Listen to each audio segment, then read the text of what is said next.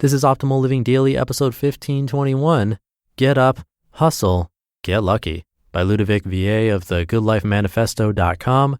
And I'm Justin Malik, your personal narrator, where I get permission from the authors of the best blogs I can find on personal development, minimalism, productivity, anything that I think will help you live a more meaningful life, and then I simply read their content to you for free. If you enjoy it, sharing the show with someone else would go a really long way to help keep this podcast running. And I do have a new author being featured today. I'll tell you more about him after today's reading. So with that, let's get right to it and start optimizing your life. Get Up, Hustle, Get Lucky, by Ludovic Vuillier of the goodlifemanifesto.com. I used to subscribe to a service that updates you when journalists are looking for information on certain topics. I didn't often respond, but I confess I was addicted to reading the requests. At times I find them mind-boggling. What type of things boggle my mind? Listen on. People used to laugh at the get-rich-quick headlines and the fact that so many people used to fall for them. What they don't realize is that the equivalent to that now is hacks. Everyone is looking for a shortcut. Want to lose weight? Eat this berry. Want to make money? Sign up for this business. Want to be a leader? Do these 8 things, and so on and so on. Putting in the work is considered overrated and a waste of time. Let me be clear, if there's a more efficient way of doing something, I will adopt it. I do believe in efficiency and effectiveness. And I'm also a big believer in Pareto's law, which, if I'm honest, is my biggest quote-unquote hack. I just focus on the 20% that bring me the most. But the difference between that and a hack, as the word is used by so many, is that I actually put in the work on those 20%. I also try out new things to see if my 20% is the right 20%, or maybe I need to focus on doing different things. I don't believe there is a shortcut. Even an overnight success usually comes after a long time of toiling in the dark. Some time ago, I came across a request from one of the journalists asking for ideas on how to wake up earlier. Fair enough, I realize I am uncommon in my preference of waking up before dawn. But what had me laughing was the description. The journalist wanted creative ideas on how to wake up earlier and to please not just answer by saying to use an alarm clock and not hit the snooze button. She wanted creative ideas on how to wake up earlier. For those who think I'm an unfeeling man, I did give her an idea.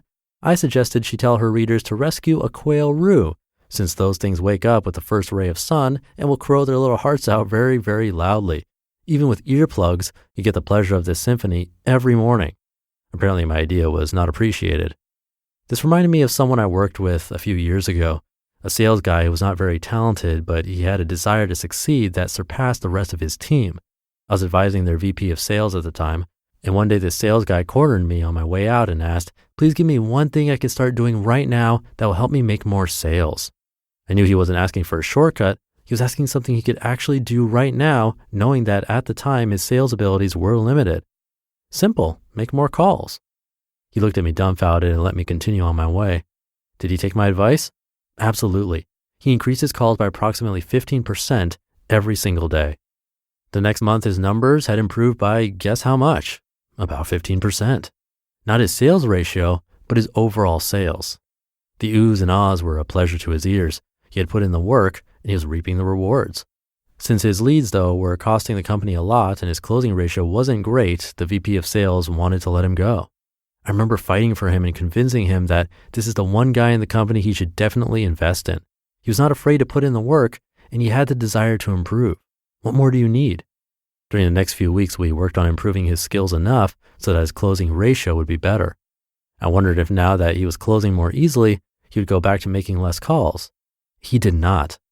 This guy never became the number one salesperson in his team, but he is the one I would call immediately if I needed a salesperson because he was teachable, had a desire to succeed, and didn't fear putting in the work.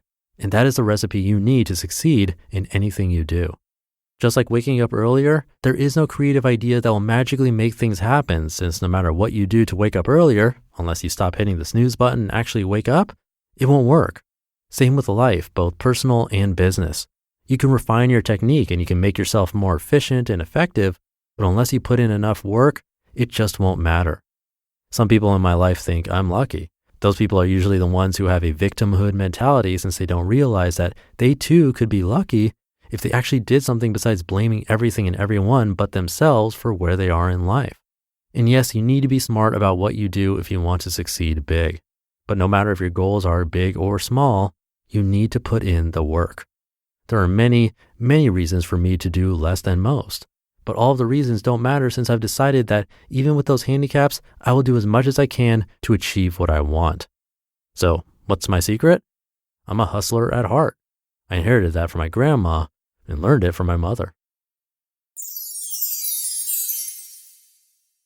You just listened to the post titled Get Up, Hustle, Get Lucky by Ludovic Vuillier of the goodlifemanifesto.com. And thank you to Ludovic for giving us permission to narrate his work. Come visit his site. I have that linked in the episode's description at oldpodcast.com. He's the founder of the Good Life Manifesto that actually has a team. He loves to travel, has a great passion for animals in general and birds in particular, actually, as you might have noticed in this article. He grew up with panic attacks, even to the point of hospitalization, and was greatly impacted by the book, The 7 Habits of Highly Effective People. Turned his life around. It's a great story. Again, you can find more at thegoodlifemanifesto.com. That'll do it for today. Have a great rest of your day and weekend, and I'll see you tomorrow where your optimal life awaits.